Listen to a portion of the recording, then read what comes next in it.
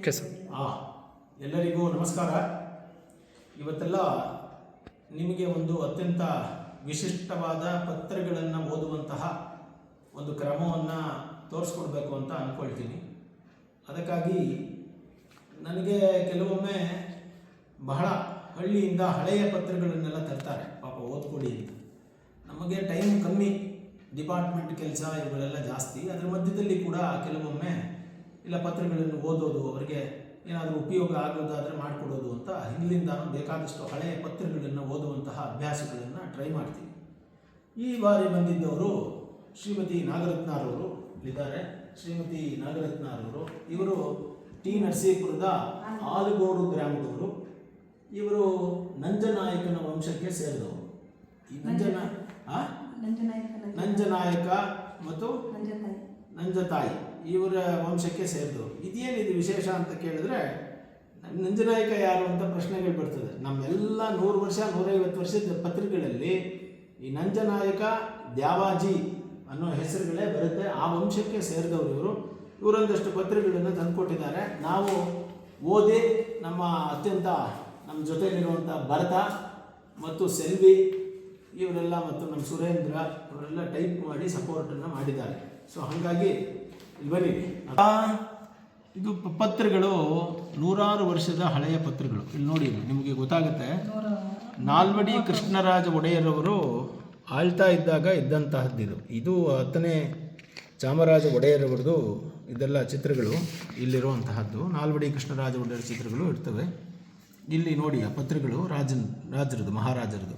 ಇದು ಆಣೆ, ಇದೆಲ್ಲ ಪತ್ರಗಳು. ಇದು ಓದಬೇಕು ಇದನ್ನು. ಇದು ಆಗಿನ ಕಾಲದಲ್ಲಿ ಬರೆದಿರೋದು. ಇದು ನಿಮಗೆ ಡೇಟ್ ಇಲ್ಲಿದೆ ನೋಡಿ, 16 ಮೇ 1936. ಸೊ ಇದಕ್ಕಿಂತ ಹಳೆಯ ಪತ್ರಗಳು ಕೂಡ ಇದ್ದಾವೆ. ಇವಾಗ ಈ ಪತ್ರಗಳನ್ನು ಕೂಡ ಹೀಗೆ ನಾವು ಮಾಡ್ರನ್ ಕನ್ನಡದಲ್ಲಿ ಓದಿ ಟೈಪ್ ಮಾಡಿ ಅವರಿಗೆ ಕೊಟ್ಟಿದ್ದೀವಿ. ಪತ್ರದ ಮುಂಭಾಗ ನಿಧಾನಕ್ಕೆ ಹೋಗು, ಪತ್ರದ ಮುಂಭಾಗ ಇಲ್ಲಿ ನೋಡಿ. ಇದು ಇಂತಹ ಪತ್ರಗಳು ಇನ್ನೂ ಸ್ವಲ್ಪ ಕಷ್ಟ ಇದು ಓದೋದು. ಯಾಕೆಂದರೆ ಇದು ಇನ್ನೂ ಹಳೆಯದಾಗಿರುತ್ತೆ.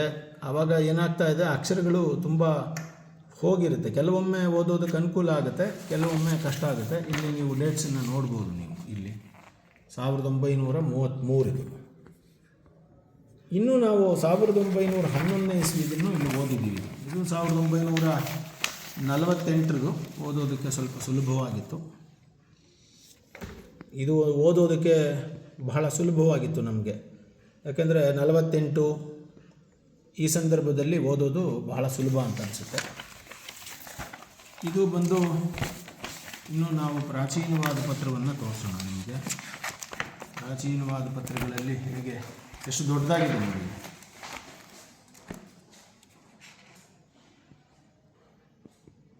ಈ ಪತ್ರಗಳನ್ನು ಕೂಡ ನಾವು ಓದುವಂತಹದ್ದನ್ನು ಮಾಡಿದ್ದೀವಿ. ಸೊ ತುಂಬ ಇದರಲ್ಲಿ ಎಲ್ಲ ಸೈನ್ಗಳು, ಆವತ್ತಿನ ಕಾಲದ ಪೇಪರು ಮತ್ತು ರಾಜರ ಅವತ್ತಿನ ಸ್ಟ್ಯಾಂಪ್ ಪೇಪರ್ ಅಂತೀವಲ್ಲ, ಇವತ್ತಿನ ಸರ್ಕಾರದ ಸ್ಟ್ಯಾಂಪ್ ಪೇಪರ್ ಥರ ಆವತ್ತಿನ ಸರ್ಕಾರದ ಸ್ಟ್ಯಾಂಪ್ ಪೇಪರ್. ಇದು ಸಬ್ ರಿಜಿಸ್ಟ್ರಾರ್ ಆಫೀಸಲ್ಲಿ ಬರೆದಿರುವಂತಹದ್ದು ನೋಟ್ ಇದು. ಸೊ ಇದು ಯಾವ ಪೇಜು, ಯಾವುದರಲ್ಲಿ ಇದು ರಿಜಿಸ್ಟರ್ ಆಗಿದೆ ಅನ್ನೋದನ್ನು ಕೂಡ ಆವತ್ತು ಸೈನ್ ಹಾಕಿರೋದು ಕೂಡ ಇಲ್ಲಿದೆ. ಸೊ ಇನ್ನು ನಮಗೆ ಕೆಲವು ಚಾಲೆಂಜಿಂಗ್ ಆಗಿತ್ತು, ಕೆಲವು ಓದೋದಕ್ಕೆ ಕಷ್ಟ ಆಗ್ತಿತ್ತು ನಮಗೆ. ತುಂಬ ಕಷ್ಟಪಟ್ಟಿದ್ದು ಅಂತಂದರೆ ಇದು ನೋಡಿ, ಇದು ಕಷ್ಟ. ಇದನ್ನು ಓದೋದಕ್ಕೆ ಕಷ್ಟ ಆಗ್ಬಿಡುತ್ತೆ. ನೀವು ಯಾರು ಟ್ರೈ ಮಾಡಿ. ಇವಾಗ